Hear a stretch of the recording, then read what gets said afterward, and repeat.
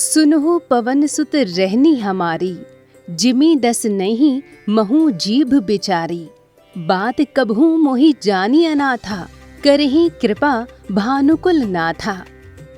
अर्थात विभीषण जी हनुमान जी से कहते हैं कि हे पवन सुत, मेरी रहनी सुनो। मैं इस लंका में वैसे ही रहता हूँ जैसे दांतों के बीच बेचारी जीभ। हे हनुमान, सूर्यकुल की मर्यादा रखने वाले प्रभु श्री राम, क्या मुझे अनाथ समझकर मुझ पर कृपा करेंगे? दोस्तों, इस चौपाई के माध्यम से सद्गुरु स्वामी कृष्णानंद जी महाराज लंका में रहने वाले विभीषण जी का उदाहरण देते हुए कहते हैं कि आज के समाज में धर्म पर चलने वाले लोगों की स्थिति ठीक विभीषण जी की तरह ही है, जो लंका जैसे बड़े साम्राज्य में रहने के बावजूद खुद को अनाथ मान रहे थे।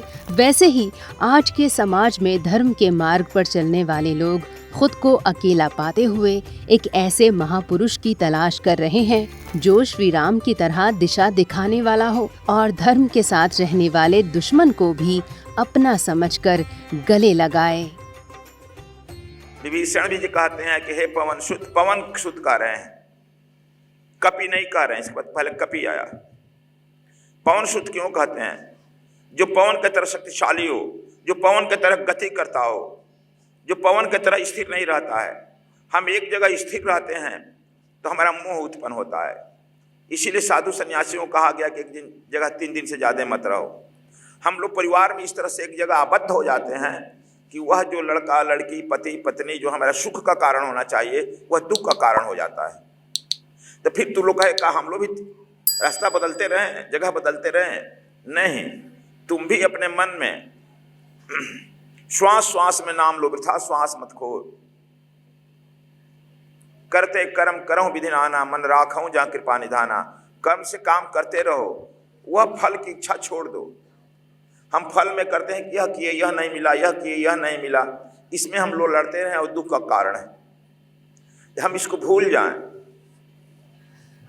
जो भी आप गुरु का सत्संग सुनता है, मंत्र लेता है, उपासना करता है, उस पर लगे रहेगा तो वही आपके दुख का निवारण होगा। और सारी दुनिया में जो है आपको बताए शिव और पार्वती भी दुख का कारण ही बन रहे हैं। इसलिए इसमें देखो, विभीषण जी राजा हैं, रावण के छोटे भाई हैं ना, राजकुमार हैं, होम मिनिस्टर हैं और रावण के बाद सबसे बड़े शक्तिशाली हैं।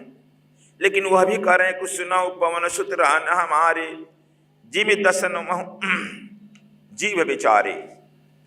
देखते हैं कि जिसे मुंह में 24 दांत है, 32 दांत है, उसके बीच में जीभ रहती है। जीभ जावरा भी इधर उधर जाएगी, काट देगी।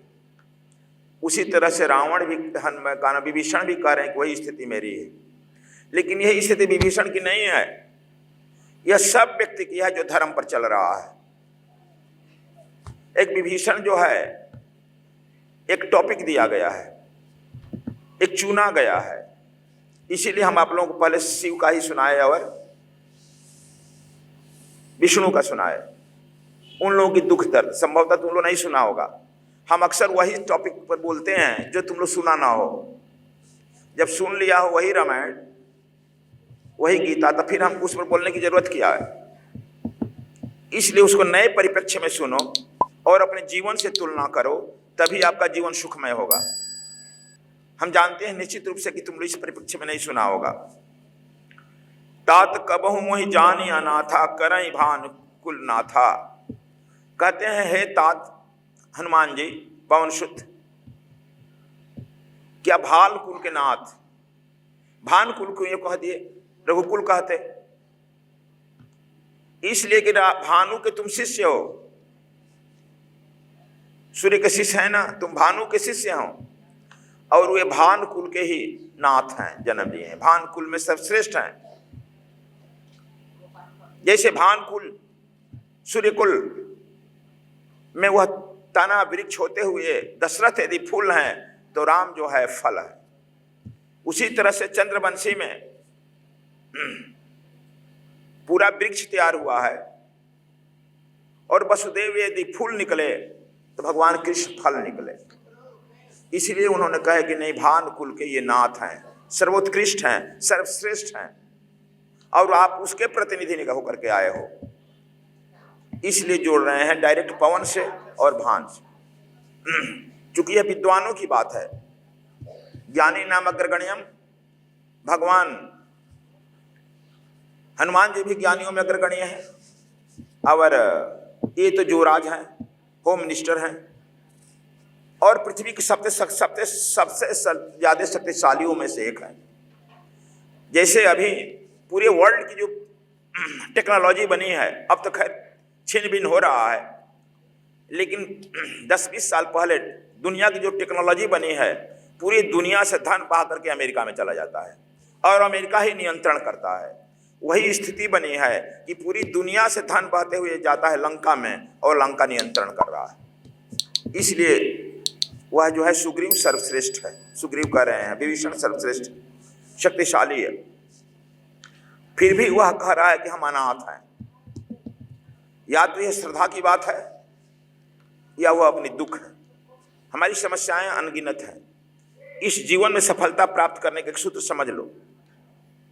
यदि आप अपने शरीर पर नियंत्रण कर लिया, 5 ज्ञान इंद्रिय, 5 कर्म इंद्रिय, 10 होती है, 10 पर नियंत्रण कर लिया, 11वां मन पर नियंत्रण हो गया, एकादशी, तो आपका एकादशी व्रत पूरा हो गया।